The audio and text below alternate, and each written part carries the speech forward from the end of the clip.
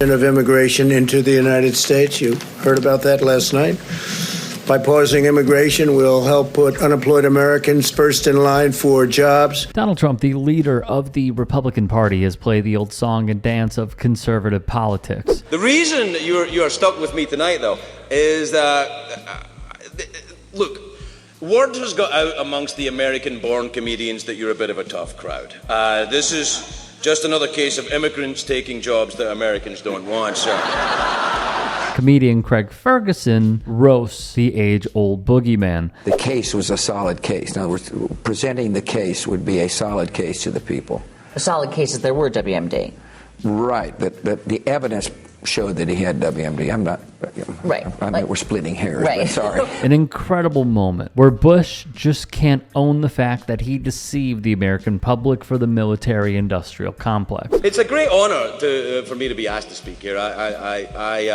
Doubly so for me because I just became an American citizen. Now, I thank you. It's really the end of our road. I'm very happy to be here. Now, you realize, of course, that means that I'm American by choice. I'm not like you guys. You wake up in the morning and you're like, oh, I think I'll exercise my civil and religious freedoms without fear of incarceration or repression today. I think I'll complain today. I had to fill in a lot of paperwork before I could do that. I had to lie about my past. Which Ferguson is happy to remind him of, to his face, that he's a grotesque politician. LeBron and Kevin, you're great players, but no one voted for you. Millions elected Trump to be their coach. So keep the political commentary to yourself, or as someone once said, shut up and dribble. As for this group of deplorables at Rupert Murdoch's Fox News channel, I have to tell you, since I get the invitation to speak here, everybody says to you, everybody wants to give you advice about how to talk at this dinner. Some people are like, stick it to the man, Craig. Other people are like, don't rock the boat, Craig. Everybody says do political humor, which is, what they mean by that is do jokes that I agree with politically.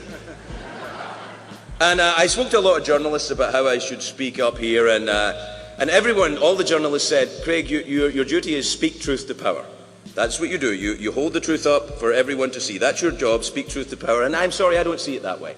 That's your job. You're journalists. I'm a late night television show guy. I make up crap that isn't true and then I say it on TV. I'm like Fox News. I'm not a journalist. What? Ferguson ripped them too. I submit to you that you're going to have to get people like Jay-Z, Kanye West, all of these gangster rappers to knock it off. That's number one. What I think these boys need is they need positive role models, which you said. Listen to me. You got to get where they live. All right, they had idolized these guys with the hats on backwards and the terrible rap lyrics and a drug and all of that. You got to get these guys, and I think President Obama can do it. And you got to put them on TV and the net, and they got to say, knock it off. In addition, the biggest rivalry at the time was Bill O'Reilly on Fox News. You serve no good, you serve no God. You inspire only stupidity and hatred. And Keith Olbermann on CNN. Fox News, of course, now to be fair, Fox News has my favourite, the gorgeous and smouldering Bill O'Reilly. Man, that is sexy. Bill O'Reilly, who's locked in that feud with Keith Olbermann on MSNBC. The two of them are at it every night, that terrible feud. Everybody thinks they hate each other. You know what I see there? Sexual tension. That's what I say. That's a romantic comedy waiting to happen. You're the worst person in the world. You're liberal yuppie scum. Are you as turned on as I am? You bet I am, mister. And you've been talking about the various people on your show, which I watch absolutely almost all the time. American media was also on the hook for the comedian. Now, I am a new American, of course, and I don't know who to vote for. This is my first presidential election this November. And I thought, rather than decide, in the anonymity, as is my right as an American, I thought, why not ask you people tonight? Who knows more about presidential elections than you guys? So let's just make a bit of noise. Should I vote Republican or Democrat? Republican? That's not bad. Or Democrat?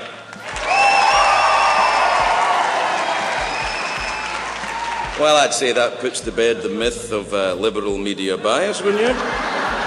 Ferguson brilliantly displays the bias of our press and plays them to a T. But I want to say one thing to the American people. I want you to listen to me. I'm going to say this again. I did not have sexual relations with that woman, Miss Lewinsky. I never told anybody to lie, not a single time, never. These allegations are false, and I need to go back to work for the American people. Obviously a lie, which Ferguson was quick to remind us of. This is an election year, of course, and as you pointed out, sir, none of the candidates thought you guys were important enough for them to turn up. Hillary Clinton not here, although that's fine, she can say she was. The on-again, off-again boyfriend Bill, also not here. He's probably making a speech somewhere. You know, Bill Clinton charges $500,000 to give a speech. $500,000, or he'll talk dirty for free, but $500,000 to give a...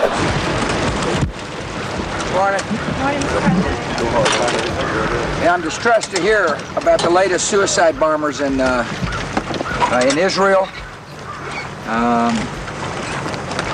For those who yearn for peace in the Middle East, for those in the Arab lands, for those in Europe, for those all around the world who yearn for peace, we must do everything we possibly can to stop the terror.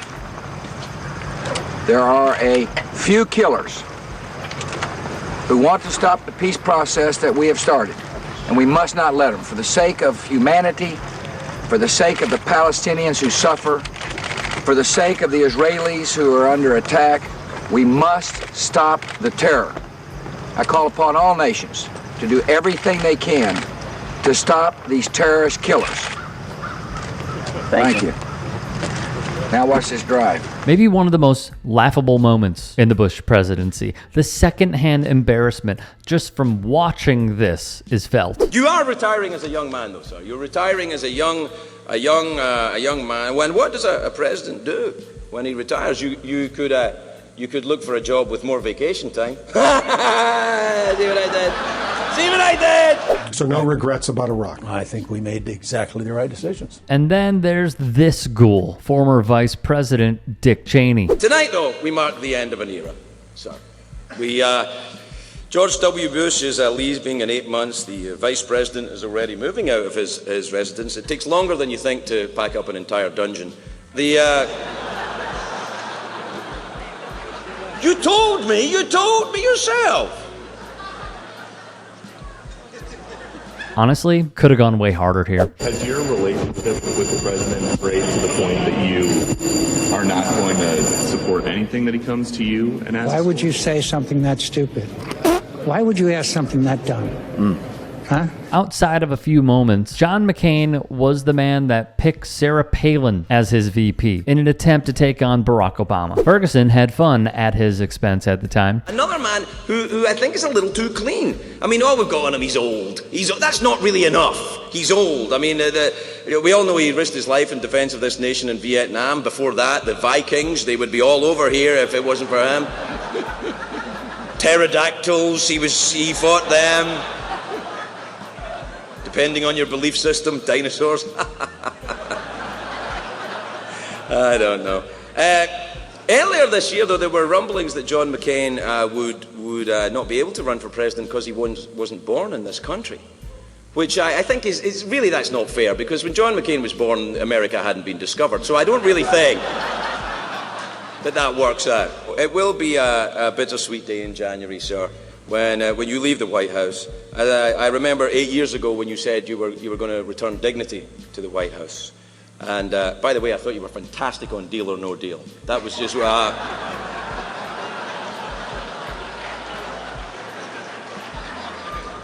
Don't you shrug me. You were on Deal or No Deal. I saw you. You heard right, and he's not lying. Good evening, Captain Kobus. I'm thrilled to be on Deal or No Deal with you tonight. Come to think of it, I'm thrilled to be anywhere with high ratings these days. Howie, I don't know if you're free to come to Washington anytime soon, but I have to reach an agreement with Congress on the federal budget. How'd you like to host a $3 trillion deal or no deal? No. Captain Kobus, thank you for your courageous service in Iraq. You and your fellow men and women in uniform are heroes to all Americans whose freedoms you protect.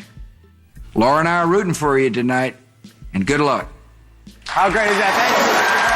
There is so much to take away from here, but I'll save my thoughts for it momentarily. There's one person who's not here tonight, and I'm a little bit sad about it. I was looking forward to meeting this fella. Look, this guy, he typified for me in the Bush regime the relationship that the government had with the press. No disrespect to anyone here, but I'm talking, of course, of Donald Rumsfeld, old Rummy, or Gin Rummy, as some call him. This is a guy who had character, he had drive. I used to watch his press conferences and laugh my ass off. I mean, really, he was just wonderful. And for you tonight, I put together a few clips of some of the greatest Donald Rumsfeld moments. Please look at your monitors.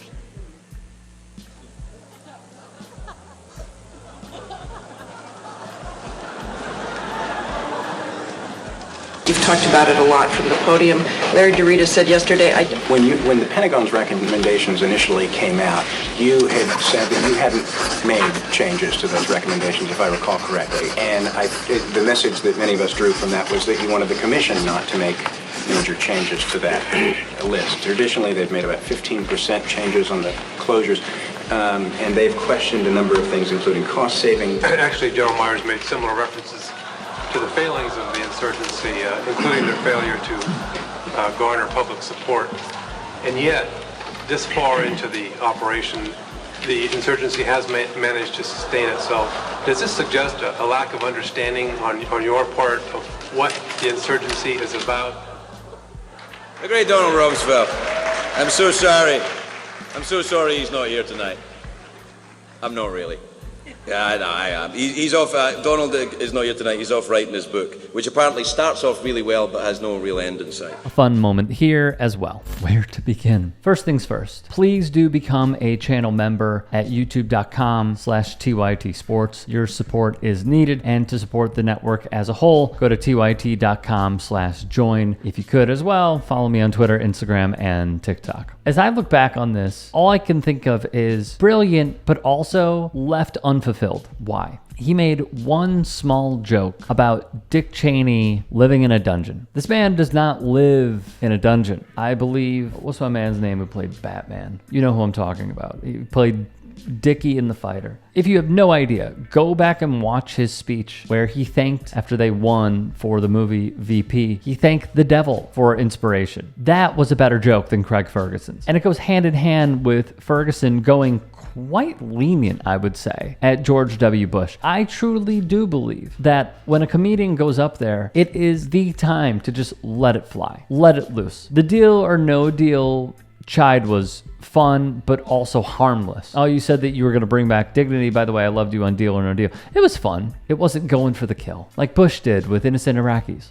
That was better. As I look back on this, George Bush lied to us. He lied to us to benefit his donors. He lied to us to benefit Halliburton. He lied to us to benefit each and every defense contractor. Same with Dick Cheney. Shame on both of them. Shame. And yet Ferguson didn't really go for it, which was odd. Very odd. Millions of people died because of these two fools' decisions. And the most we can come up with is, how are you going to spend your time in retirement? Maybe you could find a job that has as much vacation days as the presidency did. There were good moments. You know, the Fox News moment was fun. It was a good setup. And there are more that I'm going to cover because I do feel that much of this is still relevant today, and I think it's important. But this one, I don't know how y'all feel, just left me a little disappointed.